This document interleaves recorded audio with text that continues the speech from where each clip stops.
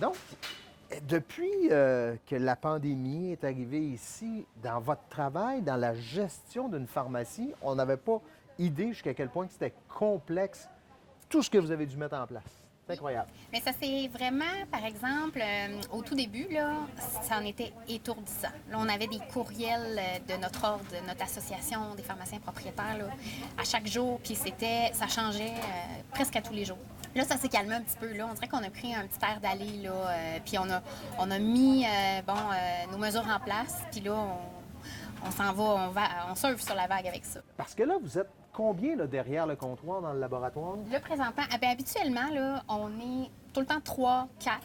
Mais vous êtes tout près l'une de l'autre, là? Oui, on est vraiment tout près. Fait que c'est vraiment difficile. Nous, c'est pratiquement impossible dans nos laboratoires qui sont vraiment tout petits de respecter le 2 mètres de distanciation entre les... Donc ça, c'était la première étape. Avant même de passer au client, il fallait penser aux distances. Donc, Oui. les gens portent des masques, des lunettes, Oui, qu'est-ce qu'on a? c'est que la plupart, je vous dirais, là, dans les pharmacies, vont porter des masques. La protection oculaire, ce n'est pas obligatoire, en fait, tout ça. Le fait de mettre les mesures qu'on a mises en place, masques, lunettes, tout ça, ça diminue le risque de contagion, en fait, de propagation. Et la santé publique, à ce moment-là, peut dire, bon, ben OK, les employés qui ont eu quand même des contacts étroits, mais qui étaient bien protégés par un équipement de protection individuelle, peuvent revenir au travail plus rapidement. Et en plus de ça, quand il y a un changement de quart de travail, vous avez des équipes qui ne se croisent jamais. Oui, en effet. Ça aussi, c'est une suggestion. Mais encore là, le but, c'est de toujours éviter une rupture de service parce que si, mettons, on avait une seule équipe et qu'il y avait une personne qui était atteinte, bien, il faudrait que tous les employés de la pharmacie soient mis en isolement. Ouais. Donc, en ayant 2 équipes distinctes qui ne se croisent pas, qui ne sont pas en contact étroit, bien, si jamais il y en a une qui est affectée, bien, l'autre peut prendre le relais puis travailler plus d'heures, couvrir les heures d'ouverture, quitte à travailler là, avec des heures d'ouverture réduites. Quand il y a le changement de quart, évidemment, la pharmacie, nos changements de quart, nous, ont lieu à 2 heures. Bien, la pharmacie, à 2h moins 10 jusqu'à 2h10 est fermée.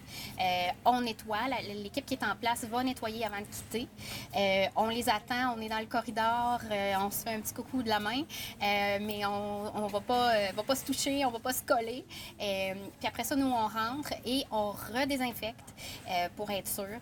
Donc, 2 désinfections. Là, les mesures avec les clients, comment ça se passe? Pendant que je vous parle, je vois une dame, justement, qui, je pense, vient de passer une commande. Elle n'entre pas dans la pharmacie? En fait, on a pris la décision, les personnes qui arrivent, premièrement, si elles ont besoin d'un médicament de vente libre sur le plancher, ben, on les questionne à savoir qu'est-ce qu'ils veulent, puis on va leur chercher. Ceux qui veulent absolument venir chercher leurs produits et les choisir, et ceux qui viennent aussi chercher une ordonnance, ben, à ce moment-là, doivent répondre à certaines questions. Donc, est-ce que vous avez voyagé au cours des 14 derniers jours? Est-ce que vous présentez de la toux? Présentez-vous de la fièvre? Est-ce que vous avez été en contact avec un cas de COVID-19? Est-ce que vous êtes en attente d'un résultat de test aussi? Si la réponse est oui, mais malheureusement, on ne peut pas les laisser rentrer parce que le risque est trop grand pour nous, pour les employés. Comment vous vivez ça, vous, de façon, j'ai presque le goût de dire de façon personnelle? Quand je dis vous, je parle de l'équipe. Oui.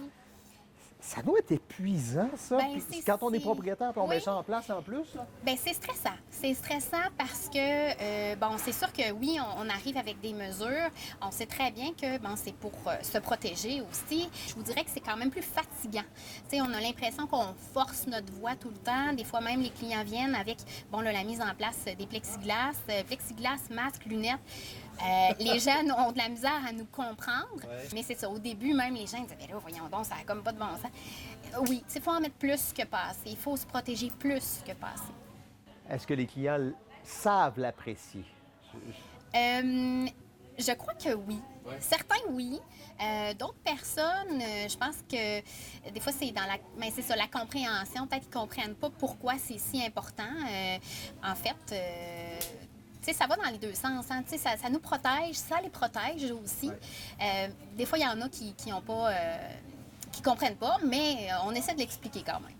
Bien, Madame Belland, merci de faire tout ça. Puis pour les besoins de la chose, sachez que nous étions mutuellement protégés. Oui. Merci beaucoup. Merci beaucoup à vous.